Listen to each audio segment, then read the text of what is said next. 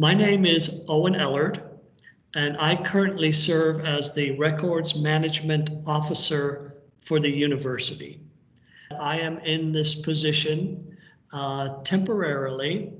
We have hired a new Records Management Officer, and she is with us this morning.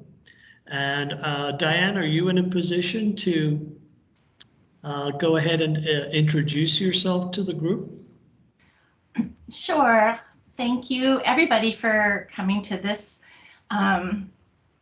meeting and training today. And yes, I have been hired to be the new Records Management Officer for UT Health San Antonio.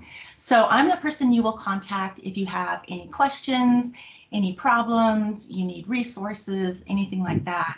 Right now, I'm situated in the Briscoe Library on the 5th floor, and I work in the University Archives, which is on the 5th floor in the P.I. Nixon Library. So feel free to give me a line, get in touch with me anytime, because I'm here for you guys. Thanks, Owen. Okay, thank you, Diane.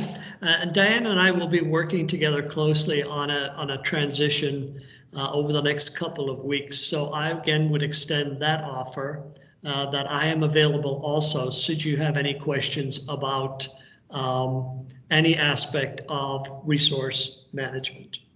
So with that, let's go ahead and get into the presentation itself. And what I'd like to do to start out is to tell you what our objectives are for this morning. In other words, when we're finished here after the session, what it is that you will have learned from this class. So I am hoping that by the end of the session, you'll be able to identify what are state records. What are state records? How do you locate and use the records retention schedule? How would I manage a departmental inventory if one hasn't been completed? How to fill out disposition logs for discarded records, and how to communicate with others in your department about records management. So that sounds pretty hefty, but I think very manageable. And I'm confident that you'll all be able to do this by the end of the course. So we're going to start out, and this is the agenda we're going to follow. What is a record? Why do we have to manage them? Who is responsible for managing them? What do I keep and what can I get rid of? How do I dispose of the record? So I have these records I need to get rid of. So how do I go about doing that?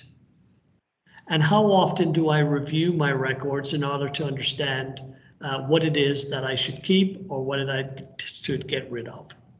In my time as working as the Records Management Officer here at the institution, I've discovered that in most areas, there's really never a problem with people getting rid of records before they should. Very, very rare. What is more common is that people look at records and go, oh, what do I do with this? Let me put this in this box here and I'll get back to it in a couple of weeks or a couple of months. And then that person may change positions or whatever it is. And usually the department will at some point turn around and go, because they're moving or they're renovating or whatever it is. How do we have all of these records that have just built up? And what should we do with them? That's a very common experience. So what I would like to offer you all, if you do find yourself in that position, or I'm new and I'm not entirely sure what I should do, this class will give you a foundation, but we are always available. Both Diane and I are always available for a consultation. Say, okay, I understand in general, but here are my specifics. And we are very, very open to doing that, of meeting with you, of assessing what you have, of being able to work through it and maybe putting a plan in place. So if you find yourself in that position, please do not hesitate. You have Diane's contact, you have my contact, and we'll be more than happy to work with you on your records management strategy. Let us start with the question of, so what is a record?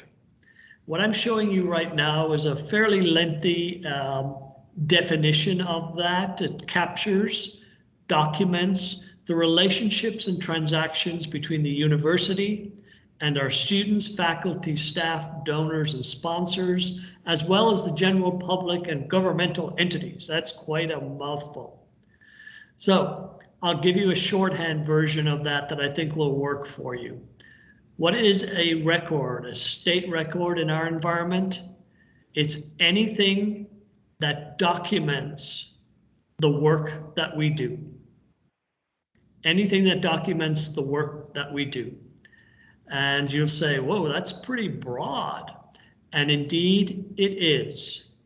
If you think about anything, any record that crosses your desk that deals with the care that we give to patients, the research we do, our teaching, our interaction with donors, et cetera, all of that. If it has anything to do with the work, then it is potentially a state record. So if anybody in your department says, okay, I understand you're our records management representative, so tell me, what's a record? And you say, what you're talking about, does it have to do with university business? Yes, then pretty much that is a state record. So we can flip that then and talk about, well, what is not a record then? That sounds like pretty much everything that we touch could be a record. Not necessarily. And I'll give you some examples. If you have a stack of publications, I don't know how many of you produce, say, an annual report for your area or the annual report from the dean's office. And you have 200 of these annual reports printed out and in a closet. Do you have 200 state records? And the answer is no. You have one state record. The annual report for your area is a state record. It documents the work that we do, obviously, over the course of that year. So yeah, that is a document. But the other 199 copies, no, those stacks of publications are not. So that's very important. If you are looking at a stack of publications now in your area and saying, can I get rid of all of these? What do I do with them? Do I need to fill out a log to document I'm getting rid of them? If they are multiple copies of a publication, you do not need to document that you're getting rid of that in any way, and you're free to go ahead and recycle those. Second category, and this is becoming less common, but it's still there, blank forms. A lot of us have these forms. A patient comes in, a student comes in, faculty member wants to apply for something, and we have these forms, and you say, oh, you need to fill out form S100 or whatever it may be. And you have a whole bunch of these paper forms. Are those blank copies? Are those state records? And the answer to that again is no. Now, if one of those forms is completed by somebody and there's information in that blank form, then yes, that is a state record. All of those blank forms are not. And again, if you need to get rid of those for any reason, there's no problem with that. You can go ahead and do that. The third category that I would like you to sort of think about as not being a state record is what's called convenience copies. And over the next hour or so, I'm going to talk a little bit more about this concept of, what's a convenience copy. But I'm very confident that you guys deal with this fairly regularly. In other words, you have a meeting and all of the attendees of that meeting get copies of the minutes from the last meeting. So those are copies, they're convenience copies because everybody can now have their own copy of the minutes. Again, that's probably an example that's becoming more rare with people doing minutes primarily in just as digital format. But all of those copies that you made for the convenience of the meeting, those are not state records. One copy of those minutes could very well be and probably is a state record. The others are not.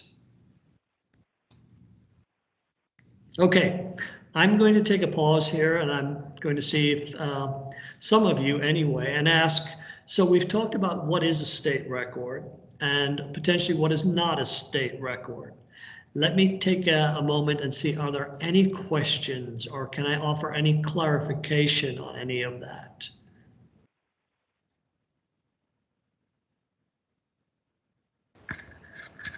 Hi, good morning. I have a question about physical copies versus electronic copies. Are we going to get to that later? We are, but that is an excellent question, and it would be quite good to get to it right now. Thank you for that.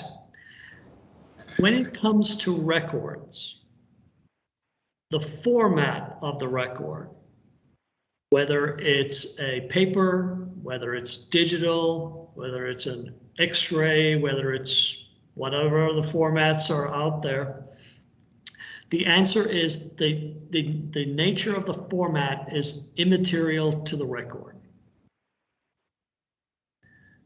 So if you have a state record and it is in paper, and you have a digital copy, that's a different matter because now you have a convenience copy. Okay, so the format is not the driving question, it's the nature of the material itself. And if you have a record that's in a number of formats, one format doesn't have priority over another. So if you have a digital copy of a record and you have a paper copy, you can decide which one you want to keep. Say, we're keeping this one. This is our official copy. We're going to keep that. The paper version, we're going to get rid of. What's important about that is that does not require you to complete any logs or to inform anybody that you're getting rid of it, because in essence, you're not getting rid of the record. You're keeping it, you're just getting rid of a convenience copy. It's a very important question that you ask because over the past couple of years, a lot of people said, you know, I have all this paper around and it's just taking up so much space. I would like to digitize it. I would like to make a copy of it.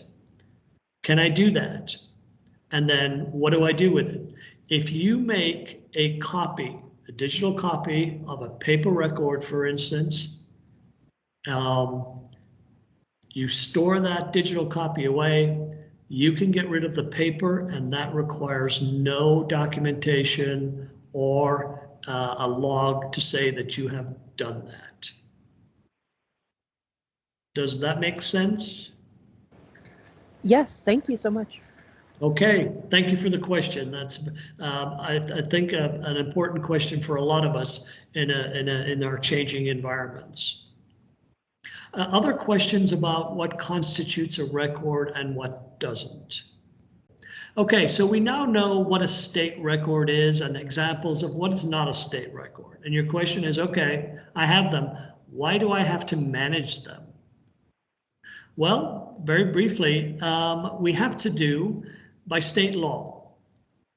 The state of Texas says that every state entity, of which we are as part of the UT system, must have a records retention schedule that is approved. So a records retention schedule basically is a listing, an official listing of all of the records that we have, how long we keep them, and who's responsible for keeping them. And we'll talk a lot more about that in a little while. We have to show that we're following that retention schedule. And we have to protect vital and confidential information. So when people say, well, why do we have to manage all these records? Well, pretty much it's because it's the law and we have to do. But I would add to that yes, it is the law, but I think it's also just great practice, for our business to be able to say, yes, we know exactly what records we have, we know how long we keep them, and we know where they're located. I don't know if any of you have been in a situation where people have said, oh, we need to see your records, or we have an accreditation visit and they would like to see copies of our syllabus, whatever it may be. There's nothing worse than looking around and saying, I know we have that, right?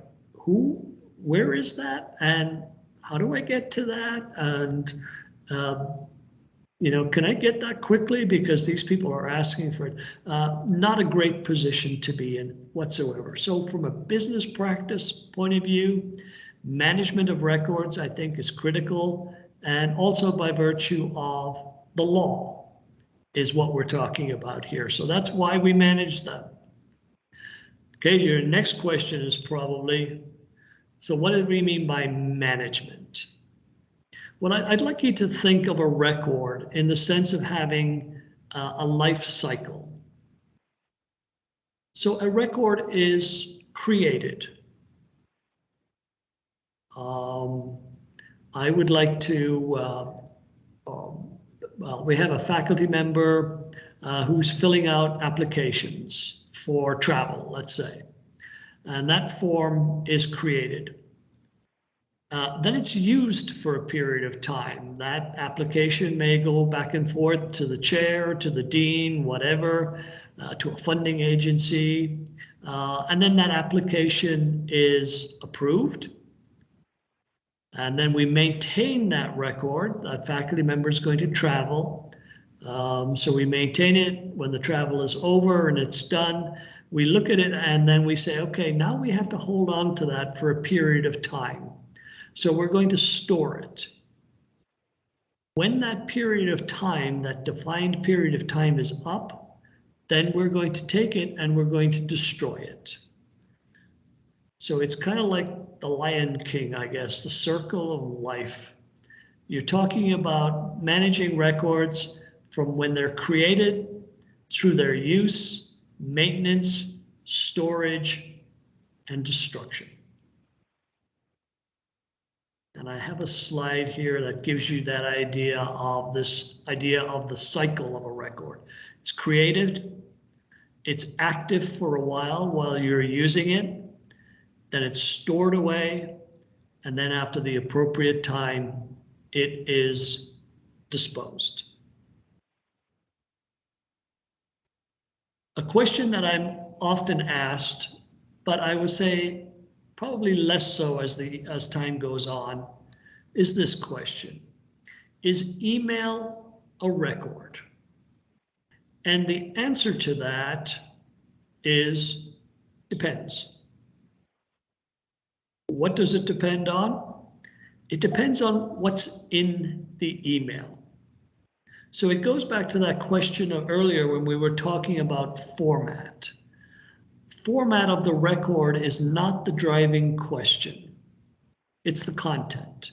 So it's absolutely the same with email. People tend to just log email in as one big sort of form of document. And it's not. It all is driven by the content of the email. So if the email has nothing to do with university business, it's not a record. Depending on the nature of the email, it could be a record, and the retention period, how long we hold on to that, will be driven by the content, not by the fact that it is or is not an email. And I'll come back to this and take questions on this, but let me move forward to another question that's often asked. Can I keep my own personal copy of a university record? This is a common experience. People say, I'm working on this bunch of records and I know they're filed away here, or I'm going to work on them and I don't have network access. So can I just make my own copy and hold on to them and then work with those? The pretty short answer to that is no. The concept of a personal record is not really, doesn't exist. All of the records are owned basically by the university and by the UT system. So somebody saying they're my records is really not a viable concept. I know it happens where people will say, okay, I'll make a convenience copy for a while.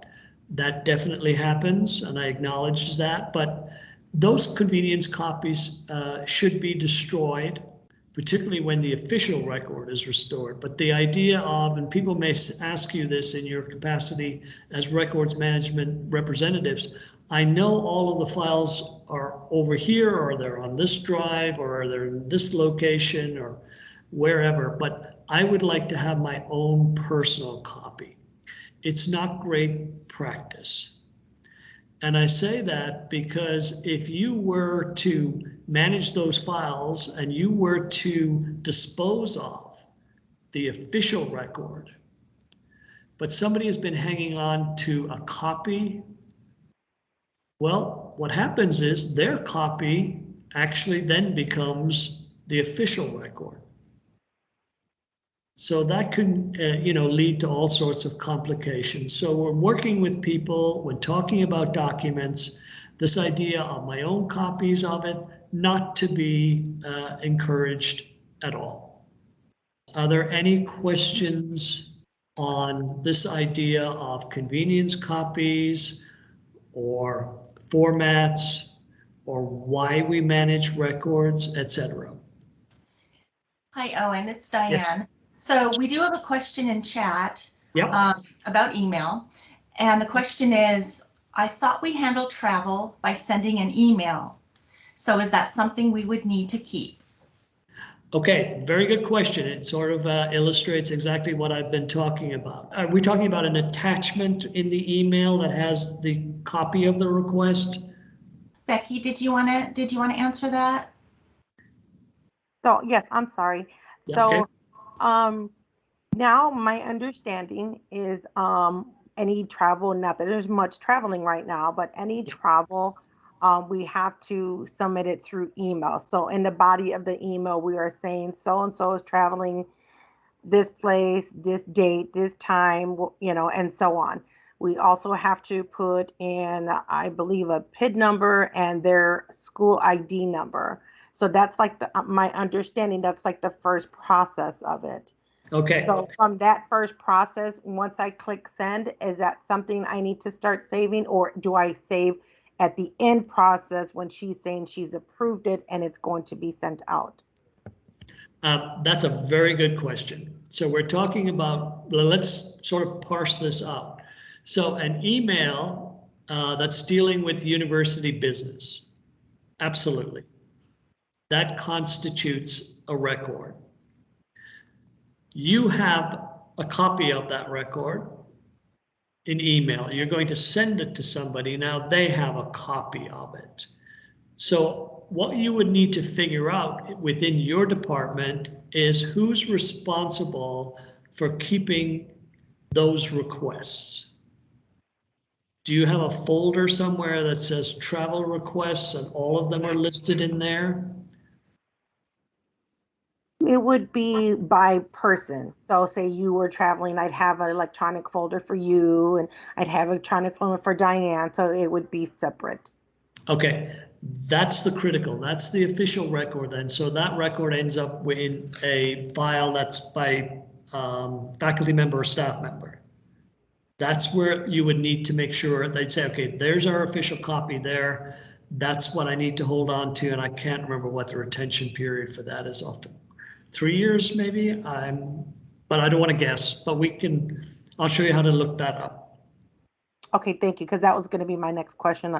How would I look something up to know how long that would have to be kept electronically? You got it. Thank you so much. Okay, any other questions on why do we manage, what is a state record format? Oh, I'm sorry, I actually do have another question. Absolutely. So when you say convenience copies, Yes. Okay, so I just, mentioned earlier, I just came on board in December, and Yes. I did find some from the previous person that had that position. I only kept because it gives me samples of how she did it. Is that something that needs to, that I need to keep for a while? I mean, like I said, I only did it just for I can look back at her notes or look back at what PID or whatever the issue may be on those papers. Okay, I'm not sure. Forgive me. I'm not sure I got the question. Is it your predecessor made a list of procedures? Yes, yes, and then I'm sorry, and she also kept like a copy sample attached to her procedures. Does that make sense? Oh, it does. So she made a copy. Here's what this looks like, and here's what this looks like. Yes. So like she had, so a form. I'm sorry. So a form that she would have filled out, she would have like made a copy and attached it to her sample. Now, so the form itself that's attached to the instructions, do I keep that form because it's a sample to her attachment, or can I toss it and just keep her instructions? Okay, great question. That is probably as clear a definition of a convenience copy as you can get. She made a copy of a record saying and attached it to her. Here's how my procedure, and here's what this record looks like. Exactly. But it's a copy of a record that exists somewhere else. Exactly. Okay, that is probably the definition of a convenience copy. That is something that you can, now let's say you change the procedure or the form changes or whatever it may be, and you say, oh, this is outdated now. We don't use this form anymore, or I don't do it this way. You can get rid of that, and you're under no obligation to report getting rid of that record or filling out a log to say you got rid of that record, because you're not. The record exists somewhere else. What you have is a training sort of document with a convenience copy to illustrate what the procedure is. Do I have that right? Yes, you have that right. Great question. We have another question, Owen.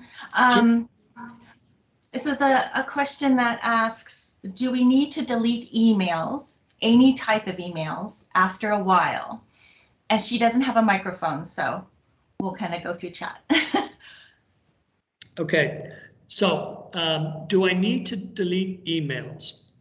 It goes back to that question that I was raised earlier about the format. So the question is really not do I need to delete emails? It's what is the content of the email? That will determine when that should be disposed of. So email as a category, no, because as a category, it may have multiple documents within it with different retention periods. So it's the content that's the critical issue here.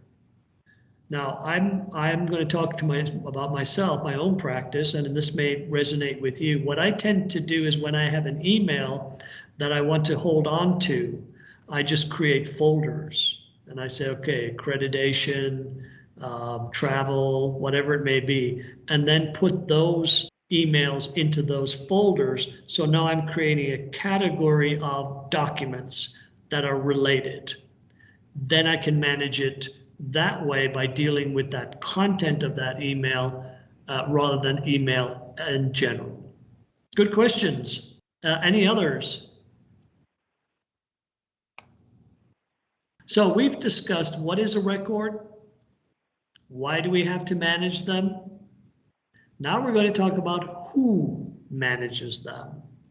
And we have a model here at UT Health San Antonio where it's a shared responsibility.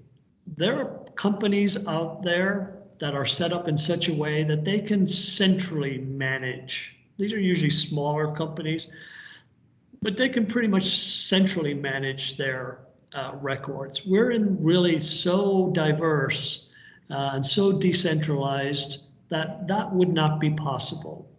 Every unit of the institution handles records to some capacity. So what we say, okay, we're going to have a distributed model and say that everybody, to a degree, is responsible. So if you look at the hierarchy in the state of Texas, so the Texas State Library and Archives Commission, they are the overall state body that manages the state records. Each unit or each part of the state, each office, including us, UT Health, has to have a records management officer. That's going to be Diane. And then what Diane's responsible for is she creates policies, works with the state library to create policies and a program, manages the retention schedule that we're going to talk about. She maintains the disposition logs that you guys create and will send to her, and will do the training and the support. So it's a person that's in charge at the policy level, saying how we're going to do it, and then a person who trains individuals in the university how to do it, and then works with those individuals on an ongoing basis. So that's the records management officer. That's Diane. And Diane will work as the sort of the conduit between us and the state. If we have a question, if we have a new record that comes up, or if you guys have a question that we're not comfortable answering, we go directly to the state to get an official answer from them. So that's how that works. Then the department or the unit head has a responsibility. And the unit head will designate what's called the department records management representative, will be the person that will sign off on disposition logs when they're created. So it's really the departmental head that said, yep, we are adhering to the state records retention schedule, and we're working with the records management officer, and this is our department representative. I'm assuming that many of you are falling into the department records management representatives. So then you on the unit level or on the department level, you work with Diane and with your department head. You're the person that would fill out the disposition logs, answer any questions that they may have at the department level, and really has a sort of an idea of what on the department level are our procedures for records management. So you can see what a distributed model, it goes from the state to the records management officer, to the unit head, and then to the local departmental representative. I think really working all together as a team to ensure that we are maintaining our responsibilities of maintaining our records. We now know what the definition of a record is. We understand we have a legal obligation to maintain that record. We understand that format is not the question, it's the content. We understand who's responsible. So where do I go to find out specifically about a record? I'm the records management representative. We have this travel request. We have this accreditation. We have this staff performance review. We have this application from a student to change courses, lots of different records across clinical, educational, but I can't remember all of them, like what the retention period is. Where do I go to find out? And the answer to that is the records retention schedule, often referred to as the RSS. This is a listing of all of our records here at the university. It's a listing that will describe that record. It will tell you who is responsible for that record, how long that record should be kept, and then whether there are any other sort of arrangements around that record that we need to adhere to. For instance, quite a number of records are sent to the archives for review. We don't need it as a record anymore. It's met its retention period, but from an historical archival perspective, is this something that we should keep? And the archivist will review that to determine that.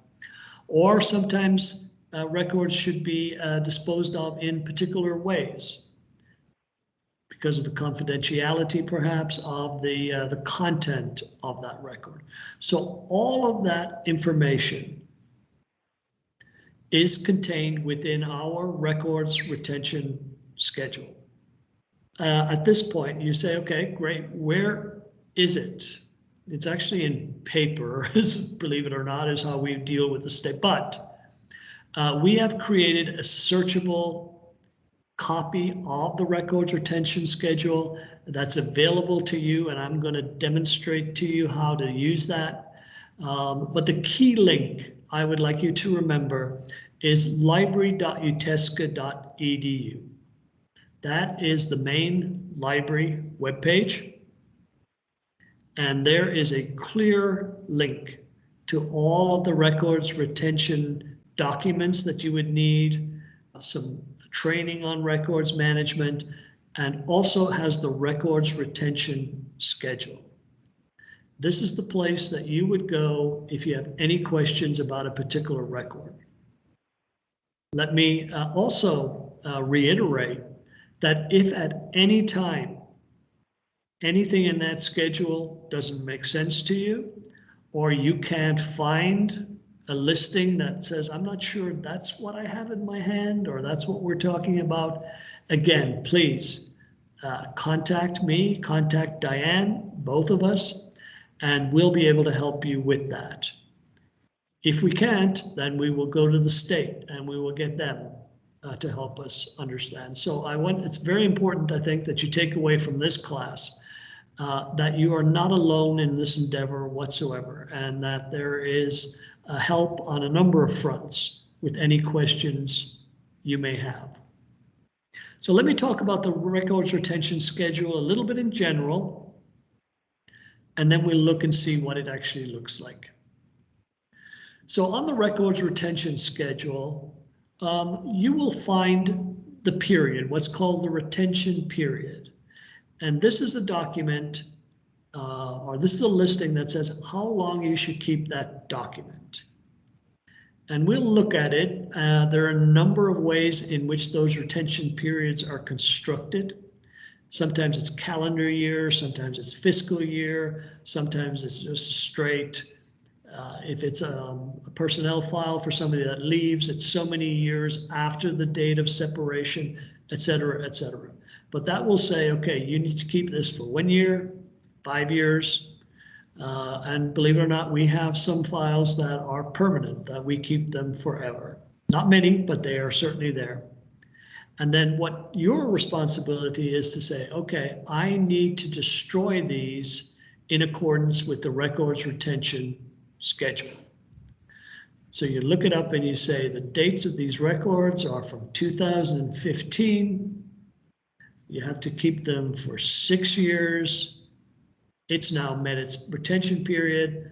I can go ahead and I can get rid of those records. I can shred them, or I can send them to a company that will shred them, or whatever your procedures might be. Also important, I mentioned it a few moments ago, but to repeat, that in this records retention schedule, you may also see a note that says that these records should be transferred to the university archives. Then you say, okay, I have a record here, but I'm not sure I can't find it in the RRS. Can I just destroy it then if it's not there? And the answer to that again is depends. Is it a convenience copy? We talked about that earlier. If it is, then you don't need to hold on to, there's no retention period for a convenience copy. If it is a transitory record, and let me explain a little bit what I mean by transitory record. It's kind of related to convenience copy, but sometimes people may ask, is this a transitory record? The definition of a transitory record is a record that's created for a limited time while the official record is being created. So it's in transition. It's a record that's created on the way to creating the official record, but it's not the official record. So let me give you an example of that. A meeting, committee meeting at the university where we say the minutes of this meeting should be kept for 3 years. A person is in that meeting and they record that meeting on a digital device. From that digital device, they go back and they type up the minutes for that meeting. Those draft minutes are then sent to the committee. They approve those minutes. They may change them, amend them, and approve them. Those amended and approved minutes are the official record. The draft and the digital copy that was created on the way are transitory records. We just created that audio file so that we could do the minutes. We created a draft, then we created the official. So those are transitory records. You can destroy those without referring to the records retention schedule. However, you may come across a record that goes, I can't find this in the records retention schedule. And it could very well be that we're dealing with a new type of record. That does happen. That's not in the records retention schedule. And we can amend the records retention schedule to include a new record. But don't, if you find something and you say, oh, I can't find this in the records retention schedule, I'm just going to get rid of it. No. Best case scenario there is to contact us and say, I can't find it. And we go, oh, yeah, that's because we've never had this type of record in our records retention schedule before. We're going to now amend our schedule and put that in there. Let me talk quickly about some other areas. So you have ongoing litigation. The files that are being used in that litigation have met their record retention schedule. Even though they met the schedule, we do not destroy those if there's ongoing legislation. Again, working with us, working with legal, we can help you say, no, those records need to be maintained. So if there's a claim going on, a negotiation, an audit, records review, whatever it may be, if there's some administrative or legal reason why records that have met their time be destroyed, then you would not go ahead and do that. Okay, we're now going to look at the actual records retention schedule. But what I want you to keep in mind as we do that, these are the items, the critical items in the records retention schedule. So I just want to talk about them for a few moments before we actually see them. The way these records are listed, they start out by giving you a record series item number, and I will show you that. This is a number that's given to this type of document. It's a number that's given by the state of Texas. And that is part of the records retention schedule record itself. So it's a unique number given by the state. Next to that, you'll see the agency item number. That's a unique number that we here give to it. Why these are important is when you fill out a log to say I'm getting rid of these records, the log will ask for what is the series item number, what is the record series item, and what is the agency item number. So this is where you would find them. If you can't, again, ask us and we will tell you what they are. Then it will show you who's the responsible department or departments. And that's a critical thing to think about, is that some records are held, the responsibility is shared. And it could be that financial is responsible for part of this record and the department is responsible for part of that record. So you can often see that there and see, okay, who's the responsible party? And it may be more than one. And then it will explain who's responsible for what aspect. You'll then get the title of the record and a description. So that you think, oh yeah, from this description, that's exactly what I have.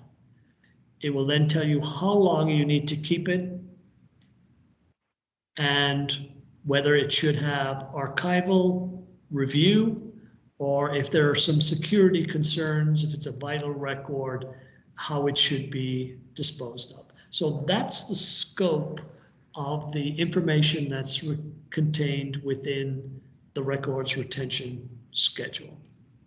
Are there any questions up to this point about the records retention schedule itself? Here's my advice on the records retention schedule. If you know, rather than thinking of, what's the link directly to it, think of the library homepage, library.utesca.edu. This is what you will come to. And in the center of this page, you will see a I want to listing, and I want to access records management. The reason why I advise going in at this level is that under this area here, you'll get a lot of different information. For one thing, you'll get our contact information. You'll be able to search the records retention schedule, but there are also forms here that you will use throughout your time as the records management representative. And they're not always our forms. We've included outside forms here that should be of use to you. So I'm looking down onto the management forms, and there's a material management storage request. And I'm going to go ahead and just take a moment and talk about that for a moment. There's a wonderful service here on campus in the warehouse where they will store your documents for you. And this has just eased burdens for a lot of different departments. They have, and it's primarily records that are in primarily paper format, obviously, or they may be microfiche or some other format, but a physical format. And you have boxes of them and you need to keep them, and maybe you need to keep them for quite a while. And they're taking up a lot of space in your area. You can fill out this form here, contact the warehouse, and they will come and they will pick up those boxes and they will store them for you. And then they will contact you after a number of years to say, hey, those boxes that you stored with us, the retention period is still up, is up. What would you like to do with it? So I just think tremendous service here. There's, as of the last time I checked, no cost for this. So that has helped a lot of departments be able to say, yeah, I need to hold on to this, but I don't need to have it here taking up space in my area. Let's just send it to the warehouse. So there's a document, for instance.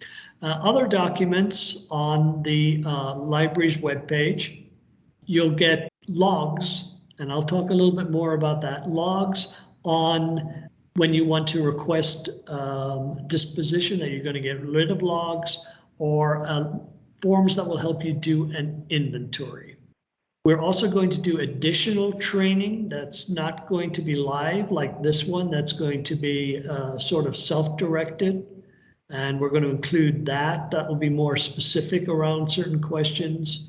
And then we have frequently answered questions. So a lot of great content for records management on this page. But let's go ahead and search the records retention schedule. So this is what it looks like, the interface. So you come along, and if you were to browse just from this page and go down from page to page to page, you'll see every listing of records that we have. But up in the top right-hand corner, you can search within these records. So let's do a very, very common record. I'm assuming most of you will have. Let's do personnel, that you have personnel files. So if I have personnel, I'm going to do a search under that. Okay, so you'll come up with a number of records. So we need to just go through and see, okay, which of these are dealing with, so the 3.1 right there. Okay, so there's your personnel records for the staff within your office. Okay, now this is going to go through all of those items that I was telling you about earlier. So let's go ahead and do that. So the first item we talked about was the series item number. That's over on the left-hand side, 3.1. That is the number that the state gives to this type of record. You may have to fill that out in a form from time to time. The agency item number is 700. The department code, that means who is responsible for this particular record. And you'll see it's got Human Resources and the Office of International Services. So this is dealing specifically with the Office of International Services and their employees, but you'll have a similar one. So this is a very detailed personnel, not the general personnel record, but we can use this as an example. The retention period. Retention period in this case is AC plus 5. And you're probably thinking, okay, what is AC plus 5? AC stands for after close. In this case, when you're talking about a personnel issue, it's when the person separates from the university. So from the date which they left plus 5 years. That's how long you would need to hold on to those personnel files. So now you're thinking, okay, all these codes, I'll never remember all of these codes. Well, at the bottom of each record, you will see a link to code descriptions. This is all of the codes that are used in the schedule. So it could be the code that's used for a particular office, a code that's used for the retention period, and archival codes, security codes, and vital codes. So let's just take a look at the retention periods. We've already seen AC, after close. That could mean a lot of different things. It could be when the person left. It could mean when the student graduated. It could have been when that research project was concluded, et cetera, et cetera. So after close could cover quite a few areas, but it's usually when that particular process has stopped, and then you add the years to it. There's a code for what's called AV. That's administratively valuable. You have documents within that are not, the state says, we don't want you to keep these for 5 years or 4 years or 10 years. We want you to keep these by what you determine is administratively valuable. So if you come across a record and you look it up in the schedule here and it says AV, that's pretty much up to you to say, you know, we don't use this anymore. Let's get rid of it. Or, oh, you know what? Yeah, we're still using that. It's important. CE, that's calendar year, and FE is fiscal year. So again, if it's fiscal year plus 5, what you do is you go to August 31st, the end of the fiscal year, and add whatever they're asking for, 3 or 5 years. Let's see what else. Sometimes it's month. US, until superseded. That may be where you would have departmental procedures. And you say, when do we get rid of these? Well, we get rid of them when we update our procedures. So if you see US, you say, okay, we have a new version. We'll just keep the new version and we can get rid of the old version. PM is permanent and MO is months. So when you look up the schedule, if those codes are not making sense, just go to this area here and they will explain. So if you scroll up, then this will be something we use codes for departments, and you can see them. They're listed here as regards who is responsible. That's a very quick introduction look at the records retention schedule, but I'd like to take a pause now and ask, what are your comments or questions about the records retention schedule or about the library site that we have constructed for records management? Owen, Yes. this is Gloria Garcia Miles. I'm from Developmental Dentistry. I'm sure you're familiar with my name, as our department has always been very regular with turning in these deposition logs, disposal logs. Ana Martinez from Laredo, who introduced herself earlier, she's part of my department. Ana, I'm the records management lead, and in which you'll copy me on any of these disposition logs and you can send to Owen. They all used to send everything to me and then I would forward it to you, but after a while we got a little comfortable, and I know some of the girls just kind of send the stuff to you and copy me. I'm the one that keeps the idea of what our department has stored, so that I don't know if any of you know, our department pays for every square foot that we use, and if you're keeping stuff forever, we're paying for that. And this is where this disposition and records management comes in. It's been very helpful because Owen, I've been here 11 years, and when I first came on board, oh my God. So people are scared to get rid of stuff. And that's what I've discovered. And so since I started keeping track of all of this stuff, we've been able to minimize space, get rid of stuff, not be afraid, because that's what a lot of people I have found are. They're afraid to get rid of stuff. They think they're going to be in trouble. And, before you know it, like you said earlier, there could be litigation going on. And if your stuff was already scheduled to be disposed of years before, now you've made that record available to use in a way against you, is the way I look at it, because that should have been gone. So there's several ways to also look at it, but I feel like, when people talk about records management, people are really scared.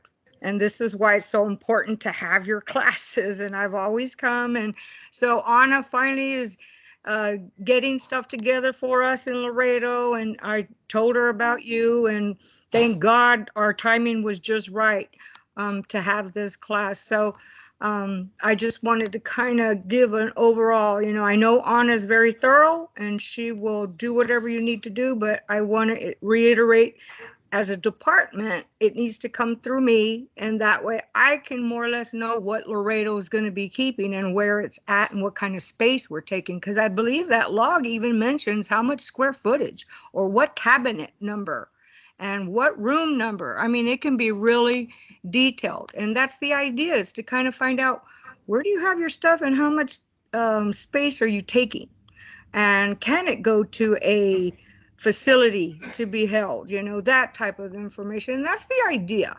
So I think overall, this is a great way to manage your department's documents. So that library you have online tells you everything. It's very useful, and Owen has always been helpful in trying to find out details. If I don't know if something is demanded to be stored or kept, if we have questions, he's always been available. I've never had any problems with that area. So Anna, well, I know we'll be talking soon, especially after this class.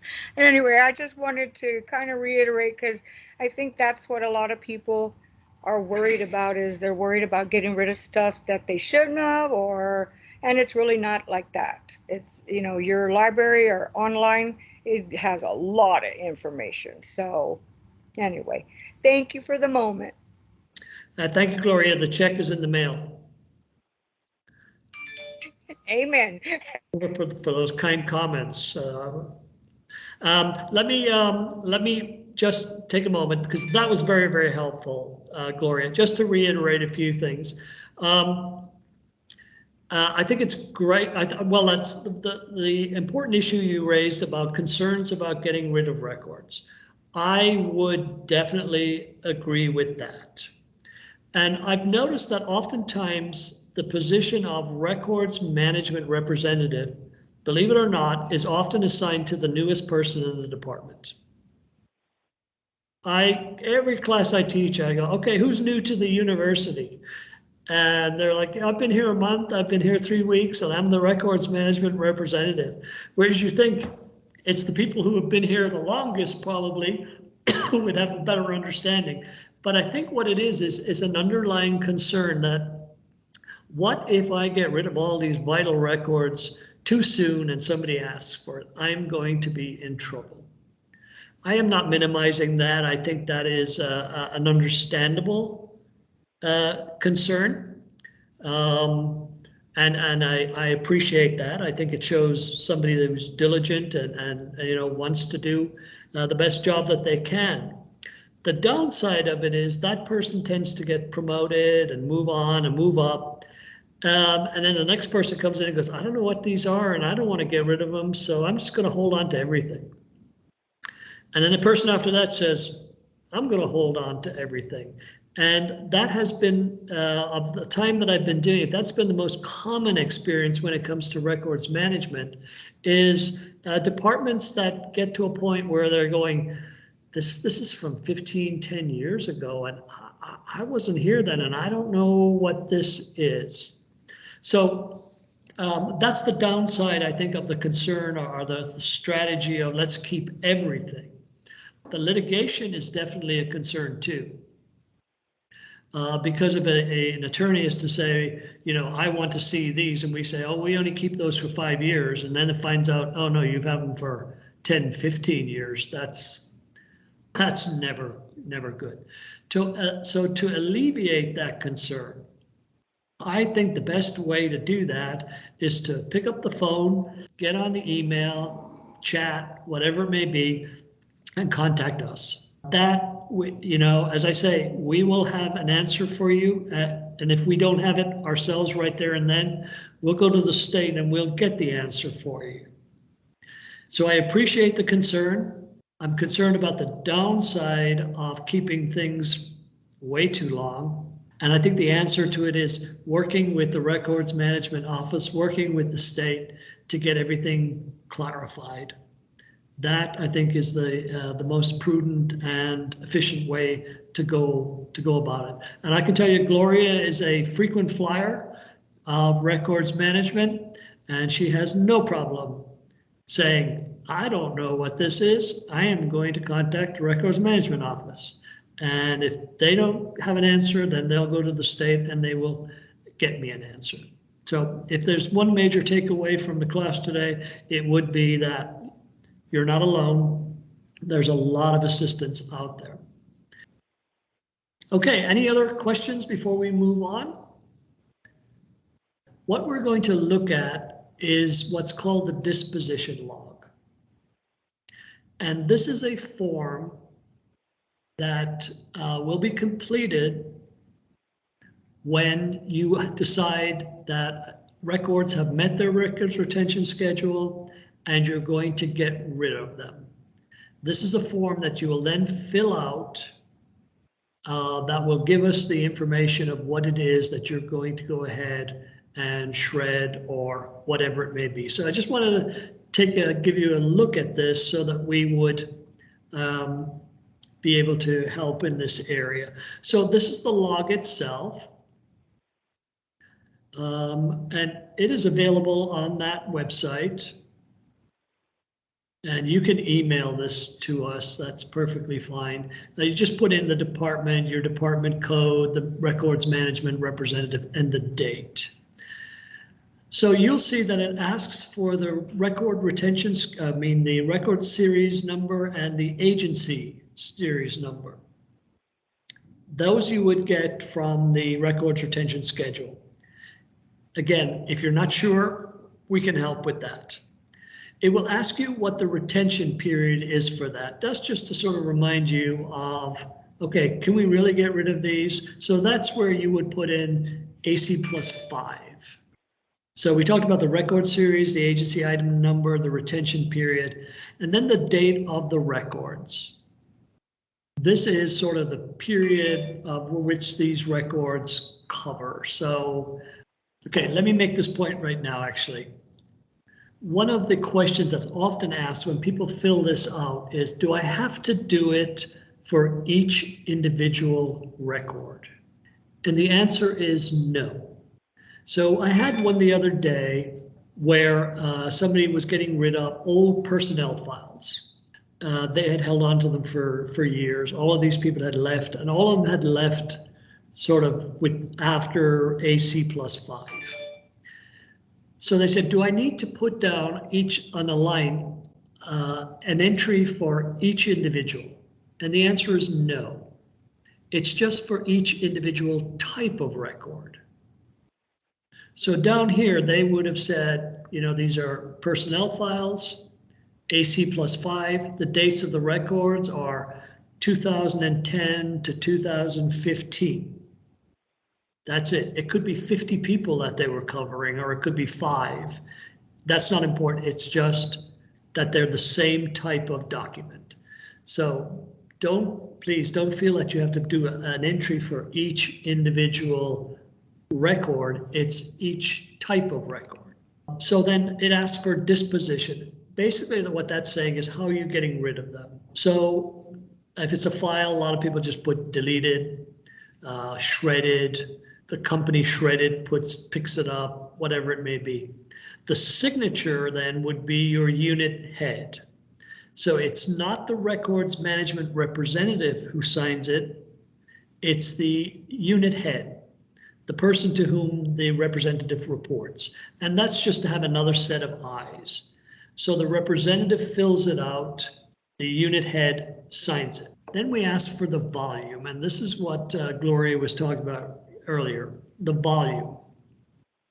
I would not stress about this. We're trying to understand sort of what is the size, the scope of what you're getting rid of. So the volume could be 5 bankers boxes. It could be 1 terabyte of data. That's a lot of data. But it could be 500 megabytes of data. It could be 1 file cabinet. It just gives us an idea that when we look at it and we say, oh my God, that's a lot, that doesn't seem to match up. But I don't need you to, like, people say, should I weigh it? Should I measure it? Should I whatever? Not really, you know, this is a good estimation of just, are we talking boxes, file cabinets, how many bytes of data, whatever it may be. That's what volume is asking for there. And then the disposition date. When did you get rid of it? So, and I would also say the signature, if you have multiple records that you're getting rid of, we only need 1 signature authorizing it, and then sort of an arrow that goes down the log. The person doesn't have to sign each line in that way. Let me take a pause then. That's the disposition log. This is the document that you fill out when you decide we have these records, they've met their retention period, we're getting rid of them. You fill this out and you send it to us. Do you have any questions about that? Okay, then I have one final item that we need to discuss, and then we can wrap it up for today. So we've talked about what are records, why do we manage them, who manages them, what do you look up to identify records are, what do you need to do when you're going to get rid of them. There's another process that the records management representative should coordinate within their units, and that is a records inventory. A records inventory, if one has not been completed recently. And this is, I think, a critical piece of your whole approach to records management within your units. An inventory that will tell you what records do we have, who's responsible for them, and where are they. I'd like you to take a moment and think about when you joined your units and somebody said, you're the records management representative. Here's our inventory. That would have been gold, right? Here's exactly what we have, where they're located, and who's responsible for them. In many cases, units don't tend to do this. I suspect they may think, wow, that's an overwhelming process. How would I even go about doing that? And here's my suggestion. If one has not been done, if you have one, then it's just a process of reviewing that and saying, is this still up to date? And that's great. You can find out if a inventory was done by contacting us, because part of the inventory is to send us in records management a copy of the inventory. So that's another tip. After this class, we say, I haven't found one. I don't know if one exists. Let's contact the records and see if we have it. I don't tend to get a lot of them. Now, last 2 years was kind of different with COVID and all of that, but I could definitely look up our files and say, yep, we have an inventory for you from this date. Then there would be a process of just updating that. If not, then I would strongly suggest going about creating an inventory. My first suggestion step on that would be to go to the unit head and say, I went to this class, records management. You know what we don't have? We don't have an inventory of our records, and we really need to do that. And I would get the support and backing of the unit head or the department chair or whatever it may be to say, yeah, that's a good thing. Oh, great. Send an email to everybody, because everybody will be included, and say, send me the documents that you manage, that you are responsible for. Who does travel? Who keeps the personnel files? Who keeps the requests for transfers? Who does the financial? Who does time and leave now is Kronos. So who's sort of our Kronos person? All of that. And from that, just say, okay, is this, when I compile this, are these all the records that we have? I mean, the types of records. Now, it's not an inventory of, oh, we have this person's file and this person's file, and we have for this project and this. In general, we have research financial documentation, that kind of record, or we have animal compliance, we have that type of records. So it's the type of records that you have. Where are they located? So do we all agree as a department that these records are going to be held over here? And who's responsible for them? So you're basically creating a listing and inventory of all of that, which will make the whole unit's life and your life as the representative so much easier to be able to just have an inventory that says these are the records we have, because every unit is different. Units will have quite a number of records in common, but there'll be a big difference among what comprehensive dentistry has and what, to give another example, what facilities management might have. They're going to have, the scope is going to be very different. And the types of records are going to be very different. But that inventory is, I think, an essential component of your management within the unit.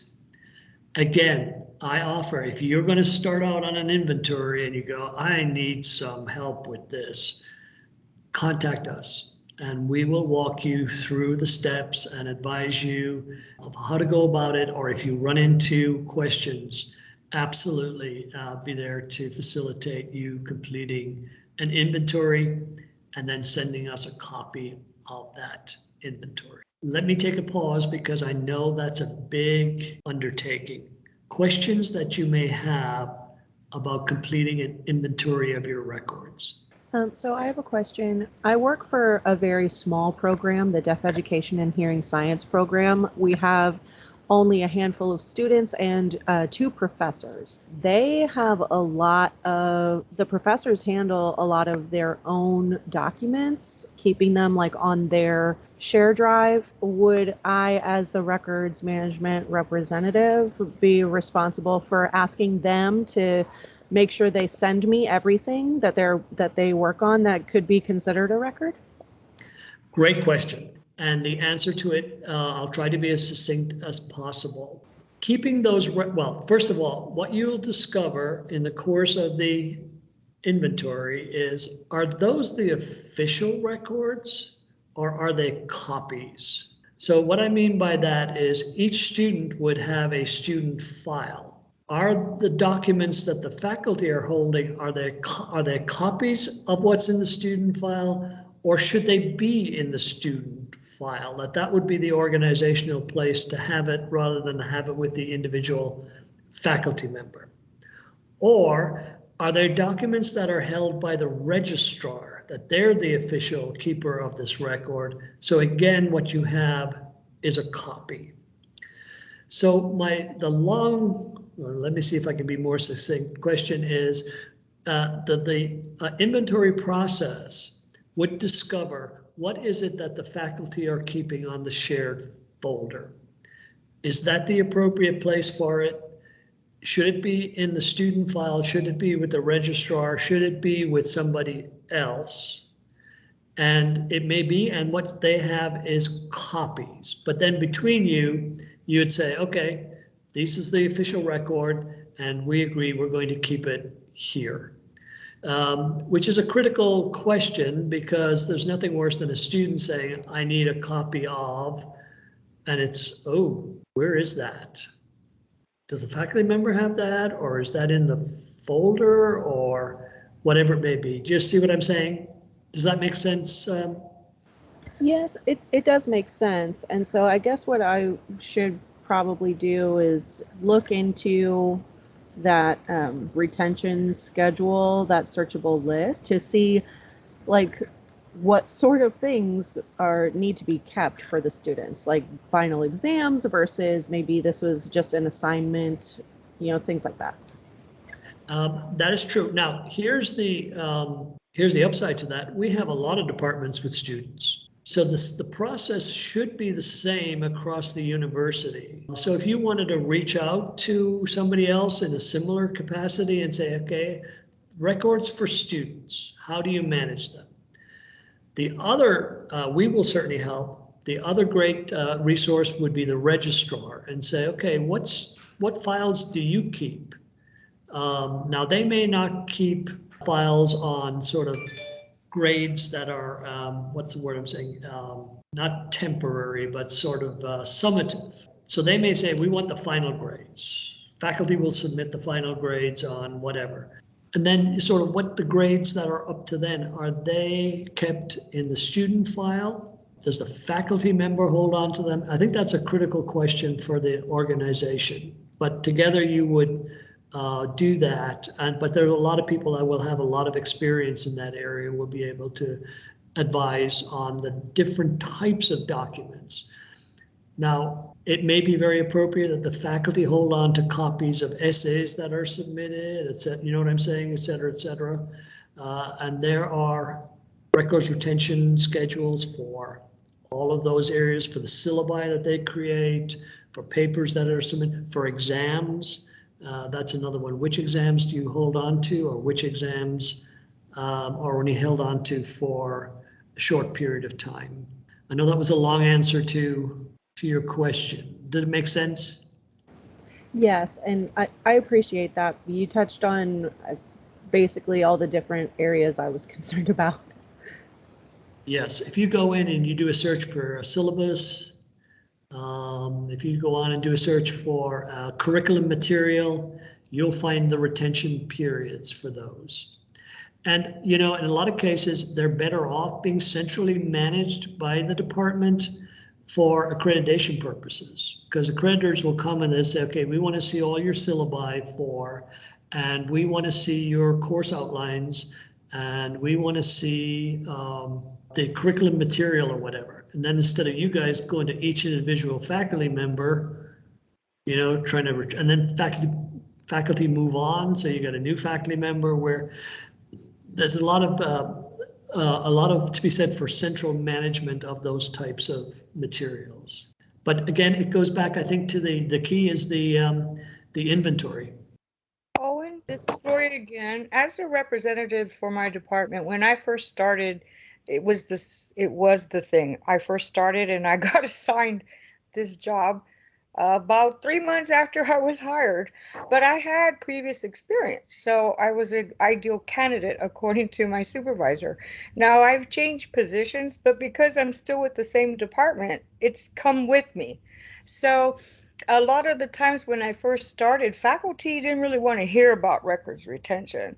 So I had to utilize my administrator. I went through her support and the chair of the department, when I sent information about, hey guys, it's time to do records retention. We try to do it annually. I try to make it nice and fun and sent all the documents, but technically I included the faculty so they knew that we were doing that, but also the academic program coordinators, the secretaries, the administrative staff that was working with them.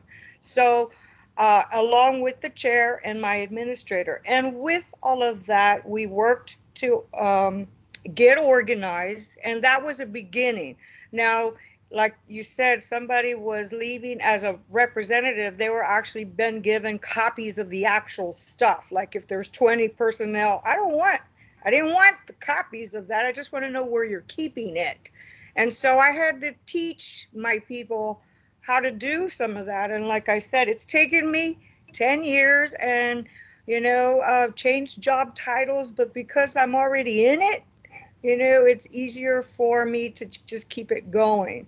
So, but I did have a lot of support with my administrator and the chair to get them on board, because you're talking about somebody who has, let's say, the division of orthodontistry. Okay, back in those days, we actually had models in a box with the patient name, the date of birth. I literally had to go to the facilities management and get a hammer and my goggles and destroy. So, that's how far and long I've been in this. So my boss is far from letting me out of that now. So I mean, that's part of records management, the commitment and the communication with your bosses to get the cooperation with all of your department, because some people are really, they don't like it and they don't like you. They feel like you're in their world and you're bothering them. And that's not what it's about. It's like I said, the departments each have to pay for the space that they're occupying through accounting, through M&Os, if anybody knows what that is. So if your stuff is just gathering for 20 years, because when I came on board, that's exactly what was going on. I even had one faculty member mention, can we rent a U-Haul space? Because I'd like to keep this and this and this and this and this. It's like, who's going to pay for that U-Haul? The university's not going to pay for that. So it sounds a little far, but this is the mentality that I was working with originally, because it just really hadn't been talked about in the department. And so we've come a long way as far as our department goes, but I am the keeper of where all of our stuff is. I have a notebook. It's down to a notebook, so, and the rules are that you keep that for 10 years. And as it goes, you get rid of it, You know, you contact the person that was involved in keeping that record, you find out where that is and if they've disposed of it according to the schedule. So there's a lot of work and people you have to work with. So I feel like some of the girls might feel like, oh my God, I'm responsible for the whole department. Well, no, you've got people. You got to work with them and share in the responsibility. So it's team. It's big time teams. I just wanted to kind of like, no, guys, really, it's, you know, thank God for my chair and my department administrator. She's, you know, anytime anybody gave me anything like they didn't want to cooperate, she would come back and support me in my effort. And, you know, we've come a long way. And like I said, I'm it in my department. So there you go. I just wanted to reiterate that. I have a question, Owen. Yes. I'm Anita Reyes with the Medical Dean's Office. Yes. And only because I haven't looked at the library catalog that you have, is there any type of mapping for a department, like for certain files that are supposed to be there and there's not? Can you direct me to something like that? Like, for example, your accreditation files, you're supposed to have this, and that. And instead of it being all over the place or in two different places, it's supposed to be in this category. Okay, let me see if I'm following your question. When you say mapping, do you mean mapping to the location of those, like where accreditation records should be, or where? Yes, or maybe under the drive, it's supposed to be under administration or administrative. For example, files under certain files, and then certain files are supposed to be in that file. Is there a map concept that you have anywhere in the university, or is it just dependent on the department? I would have to say the latter, yes. It would be dependent on the department. There's no standardization. Okay. Okay, now there is some standardization when it comes to issues because we use particular platforms.